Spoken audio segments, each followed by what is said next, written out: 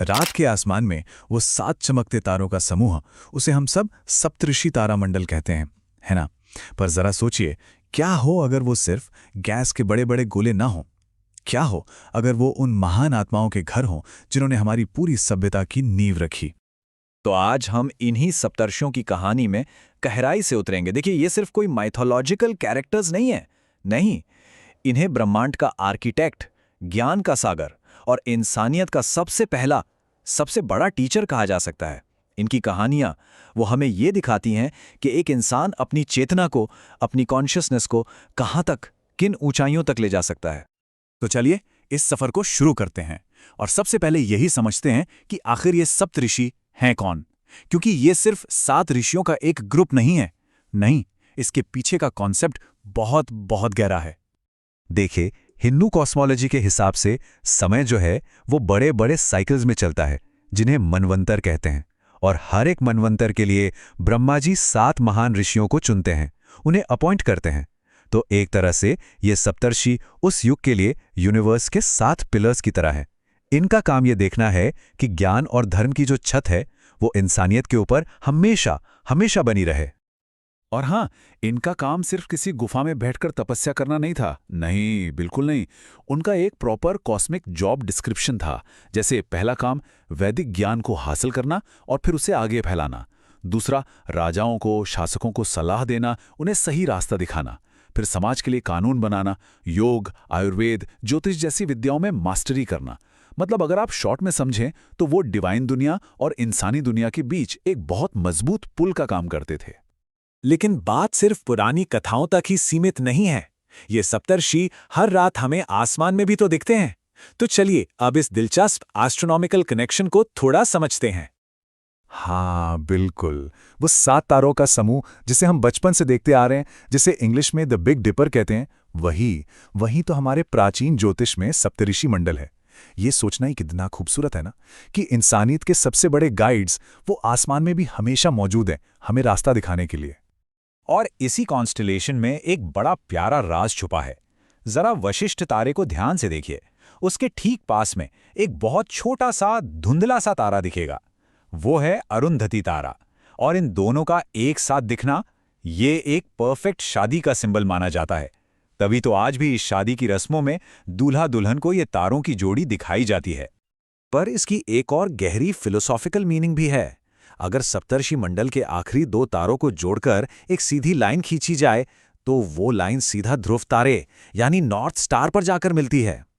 तो देखिए, यहाँ ध्रुव तारा प्रतीक है उस परम सत्य का, उस अल्टीमेट ट्रूथ का जो कभी नहीं बदलता। और सप्तर्षि वो उन गुरुओं के प्रतीक हैं जो हमें उस परम सत्य तक पहुंचने का रास्ता दिखाते हैं। तो ठीक है, हमने इसका कॉस्मिक और एस्ट्रोनॉमिकल एंगल तो समझ लिया। अब जरा आसमान से जमीन पर आते हैं और चलते हैं उस महान कहानी की तरफ जो 2 सबसे शक्तिशाली ऋषियों के बीच हुए एक महासंग्राम की है। ये कहानी है 2 दिग्गजों की। एक तरफ थे ऋषि वशिष्ठ, जो ब्रह्मा के मानस पुत्र थे, मतलब जन्म से ही ब्रह्मर्षि। ब्रह्मर्षि यानी वो ज्ञानी जिसने परम सत्य को जान लिया हो। वो शांति और आध्यात्मिक शक्ति का प्रतीक थे। और दूसरी तरफ थे एक ताकतवर क्षत्रिय राजा कौशिक, जो बाद में अपनी जबरदस्त तपस्या से बने ऋषि विश्वामित्र। तो ये सिर्फ 2 लोगों की टक्कर नहीं थी, ये असल में 2 अलग अलग तरह की शक्तियों की टक्कर थी। एक तरफ था वशिष्ठ का ब्रह्मबल यानी ज्ञान, तप और धर्म से पैदा होने वाली स्पिरिचुअल पावर, और दूसरी तरफ था विश्वामित्र का क्षत्र बल यानी सेना, हथियार और राजपाट से आने वाली मटीरियल पावर। कहानी यूं है कि विश्वामित्र वशिष्ठ की दिव्य गाय नंदिनी को जबरदस्ती छीनना चाहते थे। पर हुआ क्या, वशिष्ठ के तपोबल के आगे उनकी पूरी की पूरी विशाल सेना तिनकों की तरह उड़ गई। उसी दिन विश्वामित्र को समझ आ गया कि क्षत्र बल से ब्रह्म बल कहीं कहीं ज्यादा बड़ा है।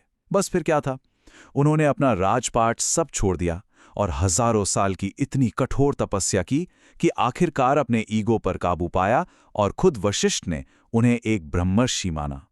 तो वशिष्ठ और विश्वामित्र की कहानी तो अपने आप में एक महाकाव्य है, लेकिन सप्तर्षियों की इस गैलेक्सी में और भी तो कई चमकते सितारे थे, है ना? तो चलिए अब कुछ और महान ऋषियों और उनके कमाल के कंट्रीब्यूशंस को भी देखते हैं। जैसे ऋषि कश्यप को ही ले लीजिए, उन्हें प्रजापति कहा जाता है, यानी सभी जीवों के पिता। कमाल की बात यह है कि उनकी अलग अलग पत्नियों से ही देवता भी पैदा हुए और असुर भी। तो उनकी कहानी हमें यह समझाती है कि अच्छाई और बुराई का सोर्स एक ही है। फिर आते हैं ऋषि अत्रि।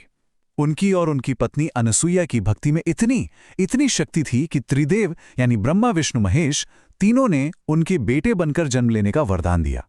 सोचिए, यह है आस्था की ताकत। और ऋषि भारद्वाज, वो तो एक महान वैज्ञानिक थे, आयुर्वेद के मास्टर तो थे ही, साथ ही उन्होंने विमान शास्त्र जैसा ग्रंथ भी लिखा जो उनकी एडवांस सोच और नॉलेज की गहराई दिखाता है।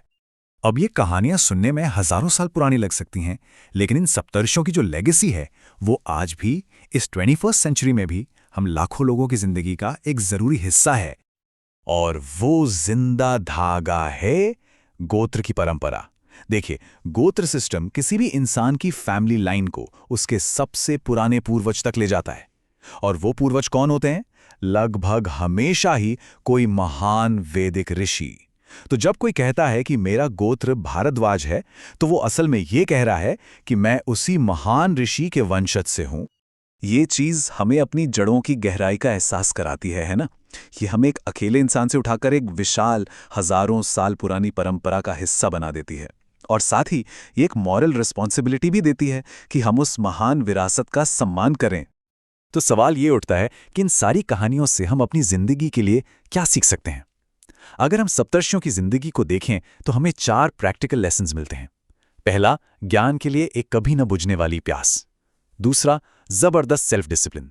तीसरा, सबके लिए कंपैशन और बिना किसी स्वार्थ की सेवा।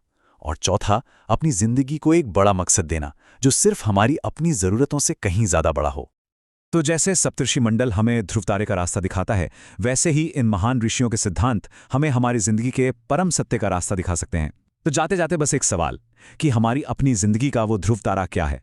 वो कौन सा लक्ष्य, कौन सी वैल्यू है जो हमें हमेशा गाइड करती है? इस पर जरूर सोचिएगा।